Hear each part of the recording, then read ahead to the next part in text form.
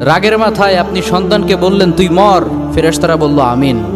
তোর ভবিষ্যৎ অন্ধকার, ফেরেশতারা বলল আমিন। রেগে মেগে আপনি আপনার মেয়েকে বললেন জীবনেও তোর কপালে স্বামীর ভাত জুটবে না, ফেরেশতারা আবারও বলল আমিন। আচ্ছা, আপনি না সেই ব্যক্তি যে তার নিজের জীবনের চাইতেও সন্তানকে বেশি ভালোবাসেন? আপনি না সেই ব্যক্তি যে তার সন্তানের জন্য হাসতে হাসতে নিজের জীবনটাও দিয়ে দিতে পারেন? আপনি না সেই ব্যক্তি যে আল্লাহর কাছে নিজের চাইতেও সন্তানের জন্য বেশি দোয়া করে? তাহলে কি করে নিজের হাতে নিজের সন্তানের এত বড় ক্ষতি করতে পারলেন? Doesn't make any sense. Common sense বলতে কিচ্ছু নাই আপনাদের? আপনারা কি জানেন না আপনাদের রাগের মাথায় বদদোয়া করাগুলো ফেরেশতারা আমিন বলে? দাওয়াতুল ওয়ালিদ আলা ওয়ালাদি, বাবা মা তার সন্তানের জন্য যেই দোয়া করে সেটা ভালো হোক কিংবা বদদোয়া হোক, আল্লাহ সেটাই কবুল করে নেয়। এজন্য খবরদার, নেভার কার্স ইউর চিলড্রেন। রাগের মাথায় কখনো সন্তানকে অভিশাপ করবেন না। খুব বেশি রাগ উঠে গেলে তার জন্য উল্টা ভালো দোয়া করেন।